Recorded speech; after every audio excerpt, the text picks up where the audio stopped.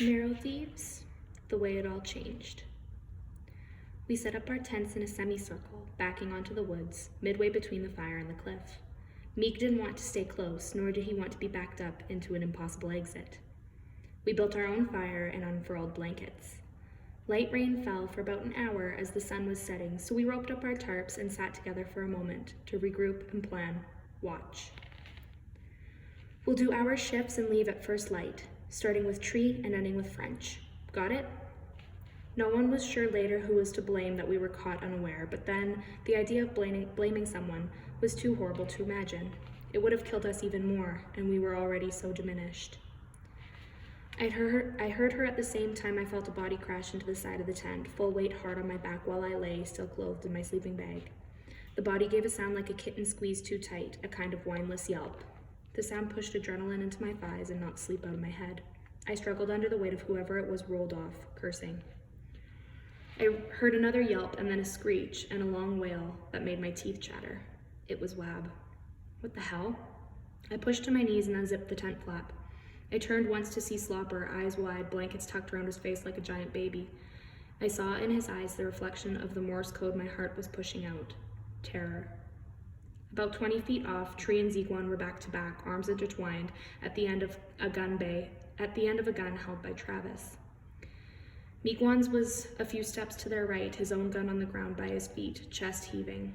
I couldn't see Minerva or Rose, but Chi-Boy lay on the ground, his own knife pushed through his arm. Wab was still screaming, standing in front of her tent in her long underwear, mouth open in a round O of panic. At first I thought she must be screaming over Chi-Boy's wound, but then I followed her stare. Lincoln, having picked himself up from where he'd fallen into my tent, had lumbered over behind Travis. His hair was messy on top and his face looked dozy like a sleepy child. He was swaying a bit. I thought it was maybe drink or whatever he'd been swallowing back at the campfire that made him move that way. But then he turned and I saw Riri, her throat grasped under his thick arms, legs kicking in the air. She was grabbing at his forearm with her little hands, her face bright red. Just put her down. Meek tried to keep his voice steady. Please, just put the girl on the ground so she can breathe. Travis licked his lips, shifting his weight between the balls of his feet. He tried keeping his eyes pinned on the twins, Meeg and Wab, while he backed up. Link, he called to his partner over his shoulder. Link, the girl is no good dead. For Christ's sakes, man, make sure she's breathing. Put her down, Meeg yelled now, pointing, an edge of panic in his voice. Easy, Chief, easy. Travis trained his handgun on Meeg and moved forward quickly to kick the hunting rifle away from reach and just into the shadows at the edge of the woods. Then he turned. Lincoln, for fuck's sake, put her down. The bigger man obliged, bending his arm so that Riri dropped suddenly to the ground. She would have fallen flat on her face if her arm weren't being held at a cruel angle. Instead, she kind of hung there. At least her feet were on the ground, and she was coughing now. I hadn't been seen yet, still half in the farthest tent and with Lincoln's unobservant current state. I slowly pulled back through the flap, turning to show Slopper a finger pressed to his lips. He hadn't moved. I reached beside my bag and retrieved the rifle. All the saliva dried up in my mouth. Link, we got the Cruders coming any minute now. Every head is worth a fortune. Don't damage any of them. They were traitors. Indians turning in Indians for reward. I couldn't believe it. I'd been lulled to complacency by the color of skin and an accent that made home feel real. She's hurt, let her go. It was Rose. She'd emerged from her tent and was holding Minerva back at the door. Minerva, who had seen Riri dangling from the man's meaty grasp while her arm twisted at a sick angle, was frantic to claw past and into the clearing. The sight of the old woman in her handkerchief and long skirt over track pants made Lincoln laugh. He dropped Riri to clutch his belly, and that's when Travis turned his head and Chi-Boy made his move. He jumped from his crouch on the ground, the knife out of his arm and back in his hand. He lunged at Travis, driving the blade into the man's leg just above the knee. The older man screamed and dropped the gun in pain and shock. Meek jumped at it, smashing a fist into the howling man's chin on the way back up. Lincoln, watching the group start to rally, picked Riri up and threw her over his wide shoulder. I didn't see a weapon on him, but just the sheer size of him matched with his unnatural state made him a danger to us all, especially for Riri. He turned and started to run. Stop, Meeg yelled. I'll shoot.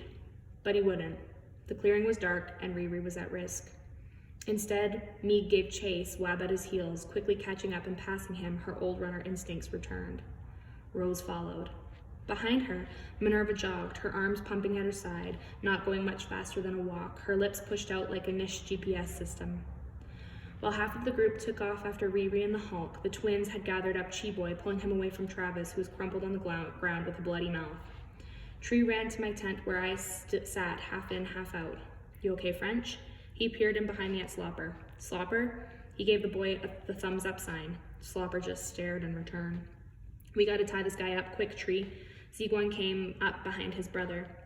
I watched them tie Travis's hands to his ankles with a piece of rope before slinging my rifle on my back. Then I ran off into the dark, after my family. I ran hard, with abandon, into the narrow swatch of the clearing, darker here with the closer trees. I ran full out, almost tripping over the huddled shape of Minerva where she sat, crouched on the ground, rocking back and forth, muttering words I couldn't pick up. I managed to avoid her, but slammed my shoulder hard into a protruding birch branch. I heard a dry snap and wasn't sure if it had come from the branch or the explosion of heat in my arm from further up the path. It didn't matter. I just kept going. Up ahead I could see shadows and then figures as the trees opened and the moon poured into the clearing before the cliff. I slowed down to asses like Meek had taught me to do. One of the figures was on the ground, another was bent over, hands on knees, and the third was holding onto a tree leaning over the edge. And that was it. There were only 3. I doubled my speed and burst into the moonlight. Wab was on the ground. She looked like she was sleeping, but her eyes were wide open. Rose was bent over, throwing up between her feet, hysterical between retches. It was Meeg who leaned over the edge. I grabbed him first, taking his forearm into my grip. It's a good thing, too, because his hand let go seconds later, too shaky to hold on. I pulled him back hard, and he fell on top of my legs in the grass. Where'd they go? Did we lose them? I refused to put the pieces together. Meeg, move, get up. I struggled under his dead weight. Meeg, come on. We're giving him too much of a head start. I'll go onto the bush on the west, you take the east side. He wasn't moving. I got angry, pushed at him, kicking him in the back to dislodge my other foot from under him. Still, he was motionless. Come on, you guys, I was yelling now, pacing a small half circle around the catatonic group. Let's go. Do I need to do this alone? I waited for a few seconds for an answer. Fine, I'm going. I walked between Meeg and the cliff, on my way to the trees where I'd mimicked Chi-Boy's stealth earlier on, like that meant anything. And then I saw it. A single pink boot, all shiny like candy, one of the fastest boots in the world, real mission. And it was empty on its side, at the edge of the cliff. There is a feeling that has no name, because really, it is such an absence that it exists only in the vacuum of feeling, and so really can have no name. It sucks you inside out and places you in a space where touch and taste and sound and sight all turn to ash. I was there now, alone. There was no mooring, no ground, no sky. There was just me in the boot, and then suddenly the warm weight of the rifle on my back. My vision narrowed, and I turned on a heel, throwing myself back the way I came. From 1,000 miles away, I heard Meekwan's call, "French, come back." But it could have just been the wind. I passed Minerva and the broken birch, and I bounded over the ground, legs aching, the gun bouncing softly against my spine. Later, I couldn't recall this journey back to the camp. There was no planning, no ideas or theories, or even real rage locked inside my skull. There was just nothing. Nothing but a pink boot without a girl to wear it, and a rifle that I knew as well as my own hand. I crashed into the campsite, startling the twins who had finished tying up Travis and were guarding him with the handgun. Slopper sat at the edge of the tent, the blanket still pulled tight around his cheeks. French, Jesus, you scared us. Tree trained the gun back at our prisoner from where he had pointed it at me and wiped his forehead with the back of dirty hand, leaving a streak like paint. Where are the others? Did you get Riri? Ziguan moved closer to his brother. I must have it written all over my face because he grabbed the baseball cap off of Tree's head and pushed it over his own, eyes still on me. Friggin' Link. He killed her, didn't he? Damn it, I told him to lay off those pills. Travis spat blood in the grass and sighed. He struggled to his knees, hands pulled tight behind him, and looked up. Listen, boy, there's no use in us fighting now. I reached behind me and yanked on the strap, bringing the rifle to my side. I cocked the barrel and trained it on the prostrate man in front of me. Panic flashed across his face, then it settled into a look of soft, practiced pleading. That's the only time I felt anger through it all, seeing that rehearsed mask slip over his dark face. Hey now, come on. Let me go now and I can show the rest of you the way out of here before the white boys show up. Blood and spit flew with his words, betraying his anxiety under the mask. French? French, it's okay, we got him under control. Tree was trying to reason with me, or maybe it was just the wind. I kept my eyes on Travis. He nodded at Tree's wisdom and then tried a weak smile at me. Yeah, come on, brother. Time is slow in the vacuum of space. In this new space, I had time to aim squarely between the man's eyes, watching his muscles contort and his skin wrinkle. Then I decided against it, lowering the barrel to his chest. Always go for a sure target. Meek had taught us that in one of my first hunts, and I listened to my elders. I dug a shoe in to accommodate the kickback and bent at the knee, just like Mead had shown me. Come on now, don't be stupid, kid. We can get out of here. Let's go. Come on, kid. I didn't mean it. It's nothing personal. I heard him whine a little at the end of his plea, but then maybe it was just the wind. I pulled the trigger, and the wind stopped blowing.